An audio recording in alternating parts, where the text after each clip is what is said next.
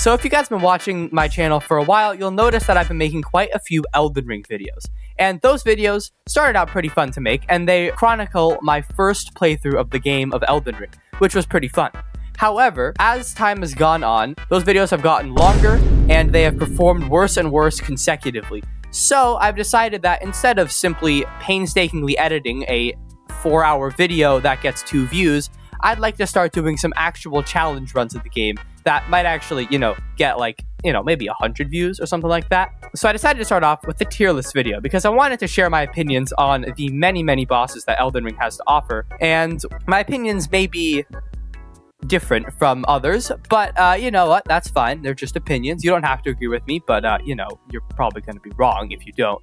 So I have a tier list all set up here, and I'm going to be ranking these bosses on 3 categories. Firstly, their lore, because, I beat the game a while ago. I've watched plenty of Vati videos in my time, and I know, I'd say a reasonable amount about almost all of these bosses. So their lore is going to be one thing. The second thing I'm going to be ranking them on will be their gameplay, which is like how the boss works, what its moveset is like, and also what it drops as a result of killing it. That will include things like remembrance weapons, great runes, just like other various key items like the memory stone in the Red Wolf's case, stuff like that. And the final thing I'll be ranking them on will be aesthetic. This would include the music, the arena, how the boss looks, stuff like that. That doesn't actually impact the actual fight. It just is like about how the boss is presented as a whole. And to place them, I have 5 categories. Obviously, the top is S tier. This is like the perfect boss, amazing in all 3 categories. Really, really fun fight, like really enjoy fighting it.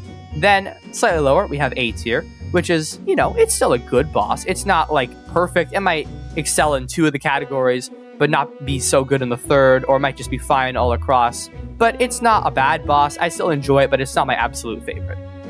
Then B tier, this is a fine boss. It's not amazing, it's not horrible either, it just exists, and that is all we can really say about it. C tier is, for example, a boss that I'm not the biggest fan of, but it's not terrible, but I don't really enjoy fighting it, and I try to avoid it if possible. And lastly, F tier, this boss absolutely sucks, I hate it, it's terrible, why does it even exist? DLC should just remove it. So, without further ado, I'm going to go in order of how they are listed. So we'll start off with the Ancestor Spirit. So first off, lore. Lore-wise, this guy isn't anything really special. He's just a big moose that is worshipped by some dudes in Siofor River. And he doesn't really do anything special. He doesn't really have any special lore. He just kind of is. So not very high ranking in the B tier. But next up is the gameplay. This boss I think is pretty fun to fight. It kind of has some annoying attacks, like the one where it spits like a ring of fire around you, which is kind of annoying. But other than that, it's not that bad. It's fine, I guess. Aesthetic-wise, however, is where this boss really shines. This boss has a really cool, death-like aesthetic that I think looks really cool. Not to mention, its theme is really good. So I don't really feel like this boss is bad. Like, when I fight this boss, I don't, hate it. It just is there, Solid B tier, start off the list. I know I literally just said I'd go in order, but I feel like ranking the Regal Ancestor Spirit is pretty logical to do after we just rank the regular one, so I'm just going to skip right to the Regal Ancestor Spirit, who is basically just a copy-paste of the regular Ancestor Spirit, except it's a remembrance boss, and it can become other animals or something really weird, and it has a second phase theme, which is even better than the first phase theme, so, as far as lore goes, it's just a better Ancestor Spirit. As far as gameplay goes, it's slightly better. And as remembrance weapons go, its weapon kind of sucks, and the horn is also kind of bad. So it's better than the Ancestor Spirit, but not quite A tier. I'm going to put it at the front of B tier.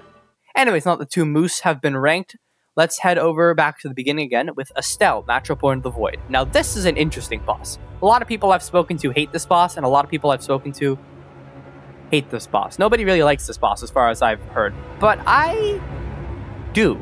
It's not my favorite boss, to be sure. It's fine. But, I mean, the aesthetic of this boss is cool. I wouldn't say this thing looks pretty. It's like an eldritch abomination out of people's nightmares. But it really excels in being an eldritch abomination that comes out of people's nightmares, which I think is pretty cool. In addition to that, the arena you fight the Natural Born of the Void one in is really cool. And I think that is good. I think that is cool. So as far as aesthetic goes, this thing is pretty good. In addition to that, lore-wise, this thing is like a meteor that fell out of the sky and like destroyed an ancient city. Like, that's awesome.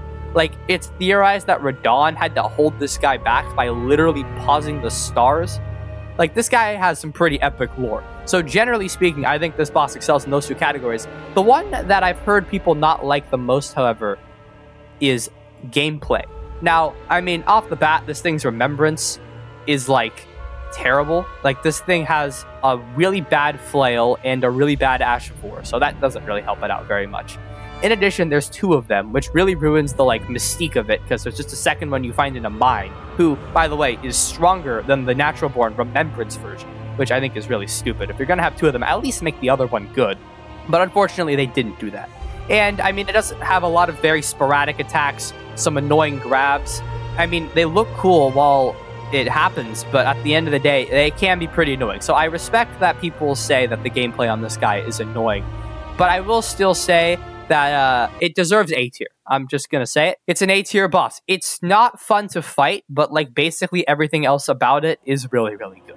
So let's move on then to Dragonkin Soldier of Noxtella. This guy, again, I'm gonna have to say just off the bat, B tier. He's just a dude who really wanted to be a dragon, but like kind of failed miserably.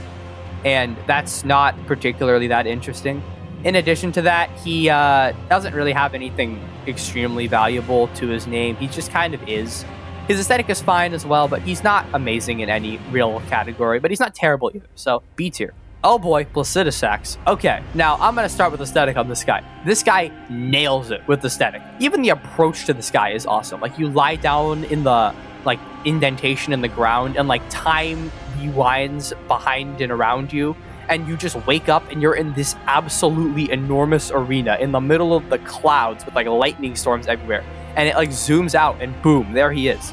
Like, everything this guy does is just awesome. From like every attack, all the fire breath he does, the laser beams that nobody likes, the giant nuke he's literally holding in his hand in this picture, like everything about him is just amazing. He gets absolute S tier for aesthetic alone.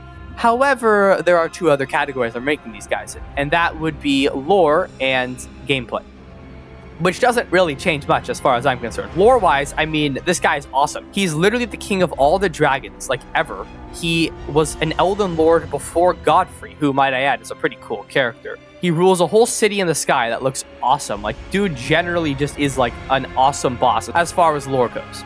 And lastly comes gameplay.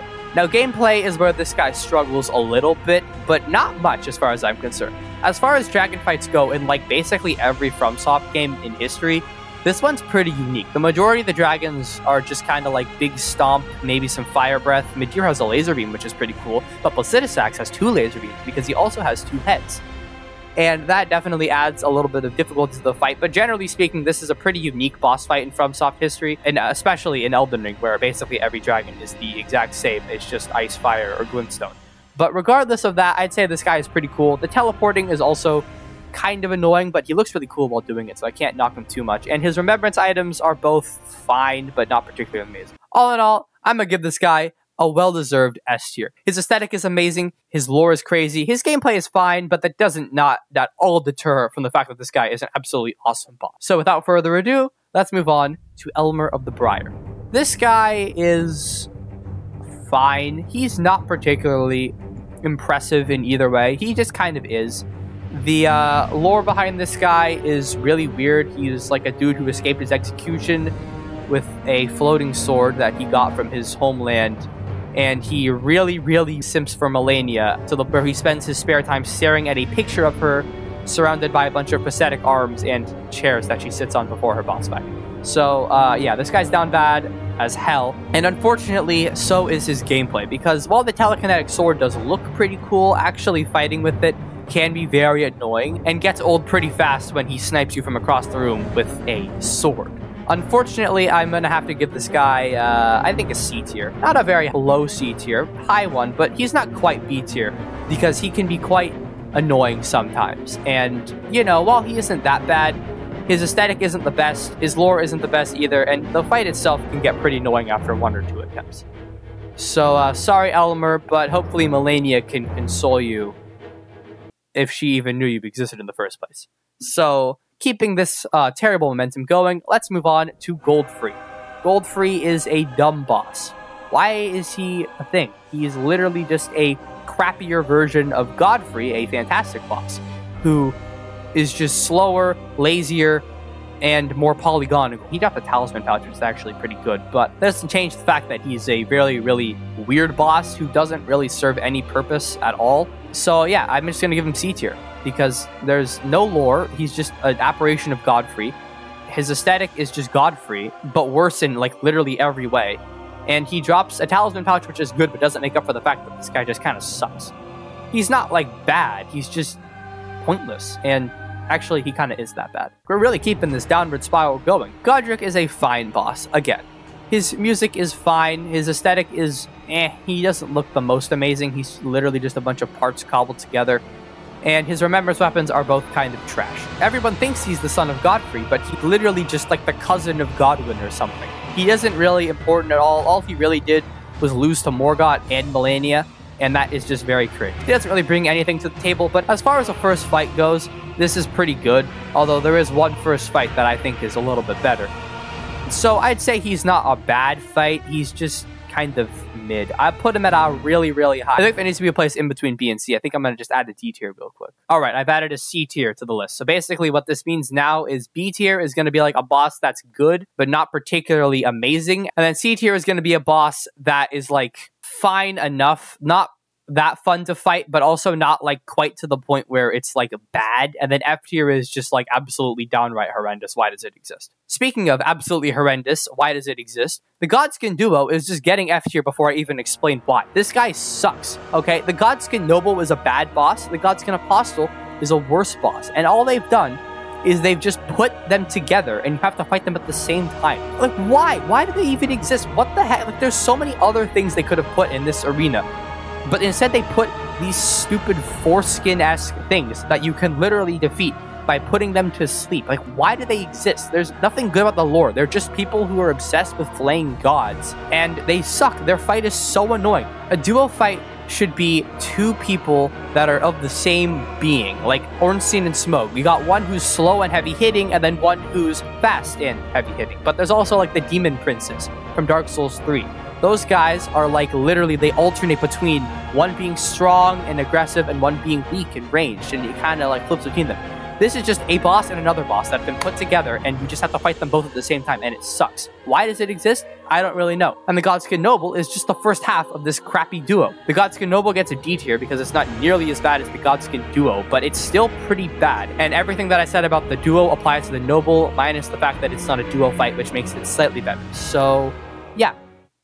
But, you know what? As bad as these two are, Horaloo, easily an S tier boss. Godfrey and Horaloo are fantastic bosses on all three stretches of the things I'm ranking them on. This guy's lore is sick. He's the first Elden Lord minus Placidusax.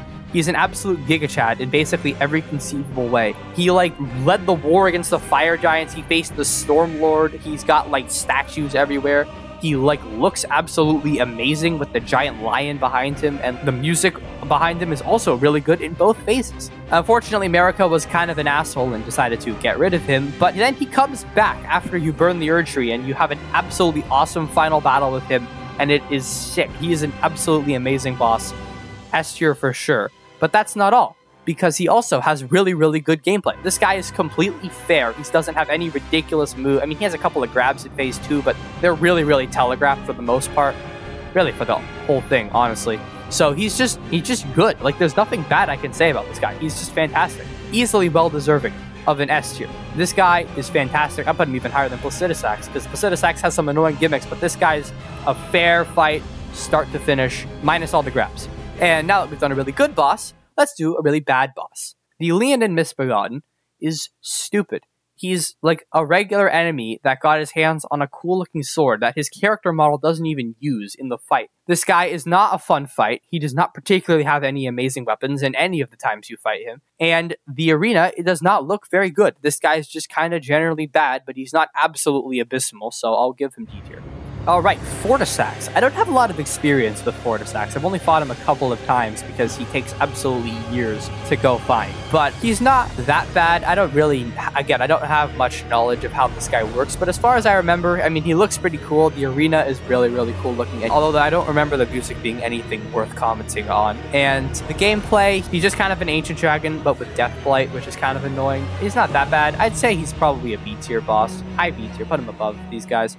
He's interesting, but he's not the most amazing thing in the universe, and his 2 incantations are good, but not absolutely amazing. Anyways, Loretta, Knight of the Haligtree, I believe this one. This is the real version of Loretta, who is no different from the fake version of Loretta, other than the fact that she is not transparent and has higher scaling. And she sucks in both versions. I don't like this fight. I don't like the Tree Sentinels in any of their forms. The Draconic Tree Sentinel is not on here for some reason. But I'm just going to have Loretta represent all 3 Tree Sentinel variants, and all 3 of them suck F tier. All of them. I don't like any of them. If you disagree with me, you are factually incorrect. They are a bad boss. Anyways, Magma Worms. I don't know if this is Theodorix or Makar, and I don't think Theodorix has an achievement, so I'm pretty sure this is just Makar. But Makar is the same as Theodorix, except he's half the size. And honestly, I don't particularly mind Magma Worms. They're not amazing, but they're not bad either. You know, I'd say they fit the B tier criteria pretty nicely. Their music isn't amazing, the fight isn't amazing, but it's not bad either. And Theodorix drops a pretty cool incantation, and the Magma Worm Scale Sword is a decent weapon at best. And the lore for these guys, they just wanted to be dragons, but like, that's not really how it works. These guys really represent the expression you are what you eat, but they also kind of don't, because they're really just not even dragons in the first place. But, you know, I respect the grind. They're about as draconic as their dragons can soldier friends over here, and so, for that reason, they get to go next to each other, comfortably resting in B tier. Oh, here's a controversial one. Melania, Blade of Mikola. Arguably, in my opinion at least, the hardest boss in the game. Now, From Software did not stop with anything with this boss. This is a 2-phase boss with 2 health bars each. Plenty of ridiculous attacks, like a grab that basically one-shots you all the time, a attack that basically also one-shots you all the time, as well as the dreaded waterfowl dance, which one-shots you all the time also. Like, oh my god, this attack is ridiculous. Why does it exist? But not only that, but she also has lifesteal, because you don't just want to have a bunch of undodgeable, ridiculous attacks and crazy attack patterns, but if she hits you once, she gains health and you lose health. It is a very, very difficult fight, to be sure. But I like it. I'm gonna have to say, I think she deserves S tier. And let me explain why. Okay, real quick. As far as lore goes, she is infected at birth by the God of Rot, which is just some really, really bad luck if you have to deal with that for your entire life. But at the same time, it really does represent her character quite a bit. You know, her twin Mikola made a bunch of really cool prosthetics for her, like the prosthetic leg, the prosthetic arm, a sword. The sword looks sick, by the way. And so because of that, she becomes really close with her brother, and she like defends him, you know, going as far as to say that she is the Blade of Mikola every single time you die to her. How sweet. And she also was mentored by like the Blue Knight dude who sealed away Rock God, which is really cool how he like defeated the god inside of her, but then he befriends her. And as far as gameplay goes, she does some crazy attacks that are very, very hard to dodge at first, but once you learn it, they become a lot easier to dodge and much more predictable. And while the waterfall dance is absolute hell on earth when you don't know how to dodge it, I will say, when you do dodge it, it feels so freaking cool, dude. Like, getting through all 3 of those things seamlessly, every single time I do it, even to this day, I feel like so awesome. And second phase isn't even that bad, it's just kind of first phase, but she can do Shadow Clone Jutsu and summons a big flower. She's really not that bad. If you have a problem with her, I think you just have a skill issue and you should just get good. And as far as aesthetic goes, she is literally just a blind swordswoman. Like, she doesn't look amazing. She doesn't have all the flash and spectacle of like Placidusax or something like that. But her simplicity does have charm, and I think that makes her a very cool fight. Her music is pretty freaking good, and the arena you fight her in is beautiful. The nice flowery pond at the bottom of the Haligtree is like the one little happy place left in the eternally rotting, malformed Haligtree she rests in. In addition, her remembrance weapons are pretty good. Although the Scarlet Aeon is kind of circumstantial, it's fun when you pull it off, and the Hand of Melania is one of my favorite weapons in the game. It's pretty fun to use that waterfall dance on others, for once. So yeah, all in all, S tier. If you don't like the waterfowl dance, just try dodging it. And oh my god, yet another S tier boss in a row. I love Malekith. Malekith is such a good boss. They did so well when they made this guy. I will say, the Beast Clergyman sucks. I don't like the Beast Clergyman. He's really sporadic and weird. All of his attacks are really annoying. And, I mean, he does fit the aesthetic of Farum Azula well, but that doesn't make up for the fact that he sucks. But this is Malekith I'm talking about, not him. And, I mean, just from the start of the fight, like, with the music in the background, like, the haunting melody as he pulls the sword out of his arm, his cloak melts away, and you have the absolutely amazing-looking gold and black armor and stuff like that. Like, dude, this guy is awesome. His theme is amazing. The arena you fight him in looks absolutely sick. Like, dude, they went all out with this guy, and he is awesome. And the gameplay reflects that perfectly. He has, for the most part, a pretty simple fight. I mean, you know, a lot of people can just kill him with 2 charged attacks. But, I mean, you know, if you actually fight him, it becomes a lot more fun because, you know, he didn't die in 1 hit. Everything he does with finesse. It's like a dance, you know? Everything he does, he shoots his lasers at you. Even Destined Death, which is like the only thing I have to complain about this guy, is that attack is really annoying. But, I mean, he doesn't even use it that often, honestly. I mean, he's pretty fair for the most part. Just, if he hits you, it's pretty annoying and you will probably die. But it's really easy to just not get hit with this guy, because the majority of his attacks are just sword swings you can dodge by going behind him. So all in all, a really, really fun fight from an aesthetic and a gameplay perspective, and the fact that he is like Marika's shadow that literally wields death, and he is literally the shadow of like the queen of the universe and stuff like that. Like, that's pretty cool. And the fact that he lives in Farum Azula and was a beastman working for presumably Placiduous Axe beforehand is pretty awesome. So all in all, this guy gets an emphatic S tier. In fact, I'm moving him even higher. Yeah, I'm gonna say it. He's better than Godfrey and Hoarah and Placiduous Axe as well. And here comes another good boss, Margit the Fell Omen. This guy is a peak boss for starting out. He is really hard for some reason. Like, this guy is harder than Godric for sure. I know that the statistics say that this guy has killed the second most number of players in Elden Ring, with the exception of, you know, Melania, obviously. But, like, he is really, really well done. He doesn't have a crazy arena or crazy theme or anything. He's like the tutorial boss, except instead of being a tutorial boss, he's, like, really, really hard. And actually is much harder than Godric. He is a well-done boss. I think that the devs definitely did a great job setting this guy up to become, you know, Morgott later on. You think you've got him in the beginning of the game, you know, he's your first boss, you've already forgotten about him, and then he shows up and he's like, nope. And he turns his cane into a sword and he beats you up. And it is really, really cool. I think that these guys get A and S tier respectively.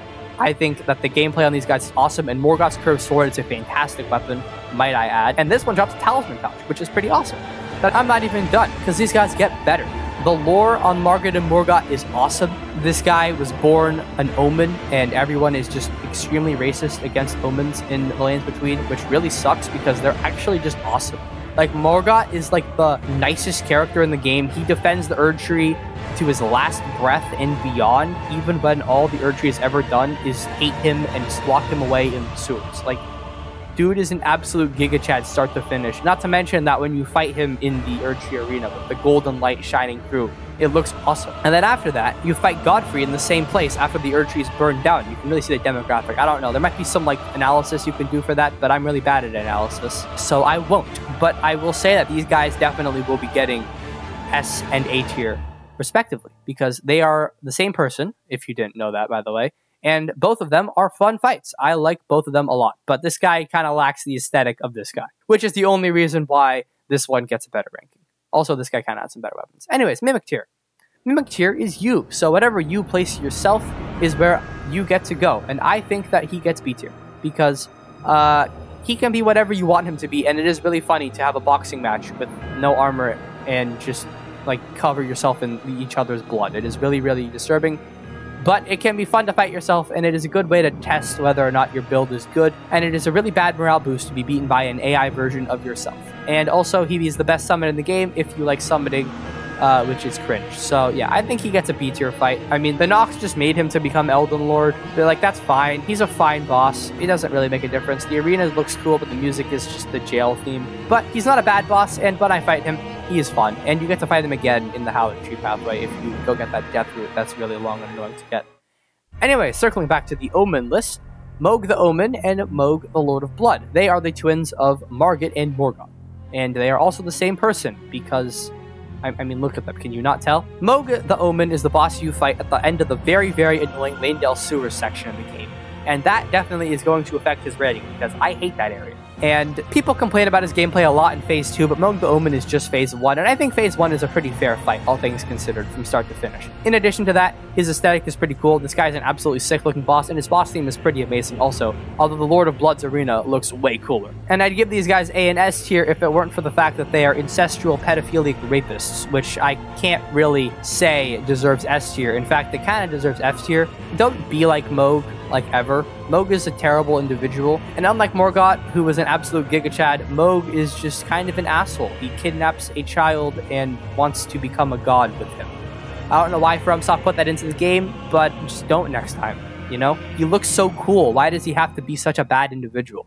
But luckily for me, Moog the Omen can get S tier because he is just an aberration and he has no thoughts or feelings. He's literally just a apparition of Moog's presence in the sewers from when he was younger, but he maintains all of the drip and is a much fairer fight that doesn't have stupid blood flames everywhere that are really, really annoying and hard to dodge and also one-shot you. So, generally, he's just a better guy because this one hasn't committed any of the horrible actions that this one has committed. So yeah, generally, this guy gets S tier, this guy gets F tier. Actually, you know what? I'm moving him down to A tier because I don't like that you have to go through the whole sewers to fight this guy, and he doesn't have the sick-looking arena that the other one has. But he's still a good fight. Commander Neil is a dude who exists. He works for Millennia, I think. He gave up his leg so he can save some banished knights. And as a fight, this guy sucks. I don't like him very much. I mean, aesthetically, it looks cool. Fighting him in the snow is kind of sick, but all the lightning and frostbite is really, really annoying. Not to mention, he summons 2 banished knights that are really annoying to fight. So generally speaking, he's not the best. He's not a terrible fight. I mean, it's not that hard to get rid of the 2 banished knights. You can Bewitching Branch them. You can just kill them. He kind of hangs back and lets you deal with them before you have to start fighting him yourself, but that doesn't mean that he's a good boss. He gets D tier. He's kind of annoying for no reason, and he could have been much cooler if he wasn't so bad. So he might actually be put into C tier. I don't really feel like he's terrible, but he's certainly not amazing, and I don't particularly enjoy fighting him. However, Radahn, on the other hand, awesome. I love Radahn. Radahn is such a good fight. Radahn is like the dude who is so strong, he literally held back every single star, and you have to kill him to move the stars into motion. And then a meteor hits Slimcraven. That really sucks for no one because no one lives there. But the fight itself is awesome.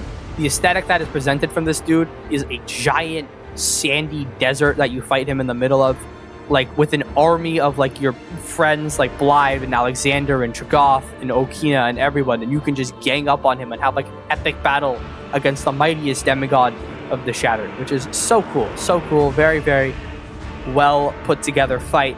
Awesome. I mean, the lore on this guy again is crazy. He held back the stars. He's the strongest demigod. He is absolutely in love with Godfrey and simps for him really, really hard.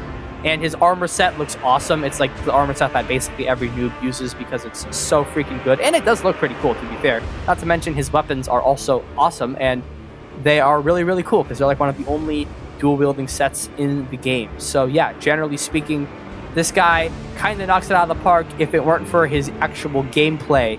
And while the fight itself is pretty cool, it's an early game fight, all things considered. For the mightiest demigod of the Shattering, he's not very strong. He's actually really, really weak and really, really easy, and you can really just kind of trivialize him by just going under him because he's so freaking big that all of his attacks just kind of go over you, and there's not much he can really do about it. In Phase 2, he kind of has some things he can do, but still not really, and by the time you even get him to Phase 2 in the first place, he's probably already dead anyways. In addition to that, you can summon like 600 really powerful NPCs to just gank him, so there's nothing he can do in the first place, even if he was good. So, unfortunately, I'm going to have to put him at a highest in A tier, but not quite S tier, because the fight is kind of underwhelming for the mightiest demigod of the Shattering. Even if he was Scarlet Rotted by Millennia, he still should have at least been strong enough to put up a decent fight, because you have to get to Altus Plateau before you can even challenge him. Moving on to other various disappointments, I hate the Red Wolf of Radigan. There is no lore, he's just a dog that has magic. And magic is for nerds and sucks, and he just does everything he can to support that theory. He is an annoying fight, he is an easy fight, but he's still really annoying, and I don't like him, and he doesn't serve any purpose, and there could have been so many other things that they could have put into that arena. Like, Moongrim could have been an actual boss instead of an annoying NPC that one-shots you with every parry. I don't know why he exists. He drops a memory stone, which I don't care about because magic is for nerds. I don't know anyone who likes this guy. He's pointless and he's bad. It's not like he's good, but he doesn't serve a purpose. He just sucks start to finish. Rinoa, on the other hand, is... I'm going to go with high B tier. Not quite A tier, because she is a nerd, and that will affect her score. Also, the phase 1 is really weird. She was the first wife to Radagon, and they had a big fight until they became in love with each other, and that became really cool. And she gave birth to Radon, Ronnie, and Rykard, who are all pretty cool characters, all things considered. And yeah, Rinoa was like a really powerful sorceress who was also the Queen of Caria. She kind of ruled over the entirety of Liurnia of the Lakes, which is the biggest location in the game, might I add.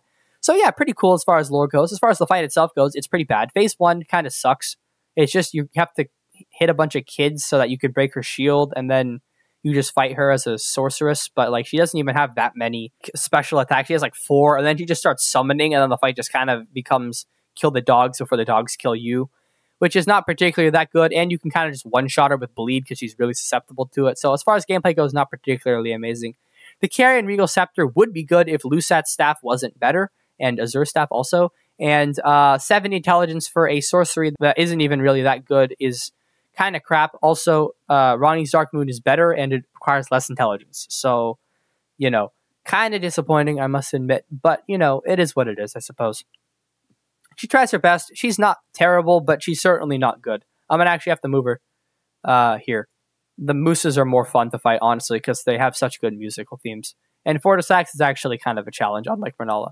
Anyways, we're getting down to the final 4 here. We got Rykard next. Rykard is a guy. We don't know much about Rykard in his previous life before he got eaten by the snake. All I really know is that at some point, for some reason, he decided that he hated the Erd Tree and decided to rebel against it, and he got eaten by a big snake so that he could eat the gods. I don't really know if he realizes that the only god in the entire game is Radagon, but good for him, I suppose. The fight itself, also, not anything crazy as far as I really know. I mean, it's not amazing, it's not bad either. It's a solid B tier for the fight, and the aesthetic is pretty cool. He is probably the most grotesque boss I've ever seen, other than like Ludwig from Bloodborne. But just like with Ludwig from Bloodborne, FromSoft really did a good job, you know, designing it. He looks really cool in his really grotesque, creepy sort of way, and you know, everyone loves his famous "together" that he says at the beginning and end of the fight, if he kills you at least. And yeah, he's pretty good in that respect. Also, his blasphemous blade is like the best weapon in the game and is ridiculously broken. So yeah, props to him for having a really powerful weapon. Honestly, I'll give him A tier. Low A tier, better than Moog, I suppose. Okay fight, okay lore, good weapon, good design. Oh boy. This is probably the most universally hated boss ever. I know that I've talked a lot of crap about like the Godskin Duo and Red Wolf, but I've heard people say good things about them. Maybe not good things, but like okay things. But no one ever likes the Valiant Gargoyles. I don't know what their lore is. They're literally just gargoyles that exist. There's nothing cool about them in the lore. Their music isn't good either. Their arena looks okay, I guess, but like it doesn't make up for the fact that they're stupid. And they also don't have any particularly amazing like design. Their design choice is kind of ugly also.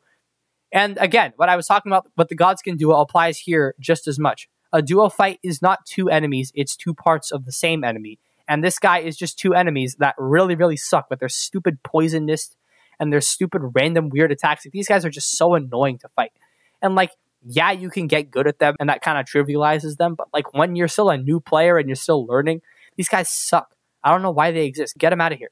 Gone. All right, final 2, and I'm also realizing Gideon's not on here. I'll talk about him last, I guess. But yeah, it looks like this is supposed to be Radagon. I'm going to rank Radagon and Elden Beast as different people, although Elden Beast isn't on here, unfortunately. But starting off with Radagon. Radagon's lore is crazy, because everything that applies to him applies to America, because they are the same person. But Radagon as an individual, as much as he can be, being the same person as Queen America, he is a pretty cool dude. He was the second Elden Lord. He kind of didn't do very much other than marry Rinoa and then divorce her. But, you know, the lore is pretty crazy with Radagon. If you really care so much, just watch a Fatu video. He summarizes it quite clearly in like 6 of his videos, so, you know, go check him out. As for the fight itself, the aesthetic is pretty cool. You're inside the Erd Tree, which is a pretty awesome thing to have done. And he actually fights really well. He's simultaneously really slow and fast at the same time, and learning how to fight him is kind of a struggle, but once you do it, I feel like fighting him is really, really fun. And I really enjoy fighting him. He's a pretty fun boss, and I quite like him, and I really wish that he didn't have to have such a garbage second phase. Elden Beast is not a fun fight. He looks stupid. The arena looks awesome, and the music is awesome, and the weapon he drops is also awesome, if you want to follow Albinurix in Moken Palace. But he looks really stupid. I don't know what they were thinking when they made a giant space slug, which is literally just all he is. People say it all the time, but it's true. He is a literal space slug. Why did they make him? The gameplay on that guy is ridiculous. It's just keep away, and it doesn't really even amount to very much, because all he really does is just run away from you the whole time and then summon Elden Stars at half health. It's not a fun fight. I don't know why they made it, and I wish that it could have been Queen Marika instead, because that arena and music is so awesome, and it's so sad that it was wasted on the stupid scared space slug. But either way, I'm going to give Radagon a respectable S tier, and the lore for Elden Beast is cool. He's the vassal of the Greater Will, and the arena and music is really good, as well as the remembrance item, but the fight itself is kind of bad, so I think I'm going to give him a B tier. Honorable B tier, and that just leaves two bosses left. Gideon, who is not on here, and the Fire Giant. I'll go with Gideon first. I am disappointed in Gideon. Gideon is probably one of my favorite NPCs. He just helps you out with everything you need. You know, he motivates you to do better. And he's really, really nice, and he's just really cool. And he adopted Nefeli Lu, which is a nice thing for him to do, which is pretty cool. So it really, really made me upset when they turned him into the, like, ultimate nerd, but not in, like, the way where Renala was, where she, like, is a fair fight, but still magic. He just spams Comet and Comet Azure and Carrion Falnax and Carrion everything, and like Rejection and Scarlet Aeona and like Law of Causality. It's just so much annoying spells in a row. There's no like fairness to the fight. It's just a tarnish spamming stuff. And on top of that, he has a heal. And either what happens is you kill him in one hit because he's so ridiculously weak because he doesn't level Vigor, or you die to him and you spend 800,000 years fighting him over and over again, and that is really, really annoying. And I don't like it. And I wish he wasn't like that, because he was such a good NPC and they ruined him by making such a garbage fight out of it. He could have at least had like some unique weapon or something like that that made him special, but instead all he does is spam Comet the entire time and kill you from across the room, which is really disappointing. So yeah, for that he gets D tier. As an NPC, I'll give him S tier, but as a boss, he gets D tier. He's not the worst boss in the game, but he is pretty freaking bad. And last and certainly not least, the Fire Giant. People hate on the Fire Giant quite a bit, and I really don't know why, because he is a good fight. Lore-wise, this dude was just part of a race that worshipped the fire, that just happened to have the misfortune of being able to burn the Erd Tree down. And so Queen Marika led like a SWAT team to go kill literally all of them.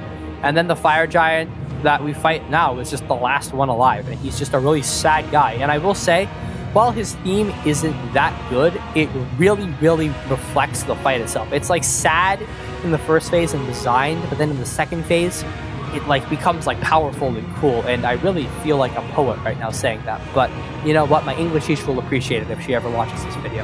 Anyways, as for the fight itself, this is where people get a lot of hate, because while the lore is cool, people really just hate on this fight so much. But why? This guy's fighting style is big, strong, slow, and every single one of his attacks in both phases has a 700-page book on how to dodge it before he does it. He is so easy to dodge. He's got like one attack in phase 2 that he doesn't even use that often, which is the one where he breathes fire in a big like arc. And it's not even that bad. I don't know why people complain about it so much. It's not that bad of an attack. But unfortunately, people just kind of hate on it a lot. So I'm sorry to say that, but he's really not that bad. He's the only main boss that you fight on a horse, and his arena is huge to reflect that. And it is really, really cool just riding around on the horse, dodging his giant slams and fire breath and stuff like that. And it's so cool to fight him. He's really, really well designed. But yeah, easily, I'm going to give him an emphatic S tier. And that concludes my Elden Ring boss ranking tier list. So here it is. This is my opinion. If you disagree, it's okay to be wrong, you know, like, you know, not everyone can be right on everything, but, you know, I'm not going to be mad at you. So please respectfully, don't be mad at me. And if you do disagree and you think that there are things that I should have ranked differently, just let me know in the comments. That's what they're for, you know? But yeah, if you guys did enjoy this video, be sure to like and subscribe. I had a lot of fun making it and having to do an Elden Ring speedrun over it I have a lot of fun Elden Ring videos I want to make in the future, and I'm quite excited to get those things out. So hopefully you'll stick around for those. But that's going to be it for this video, and these are my opinions on the Elden Ring bosses. Goodbye.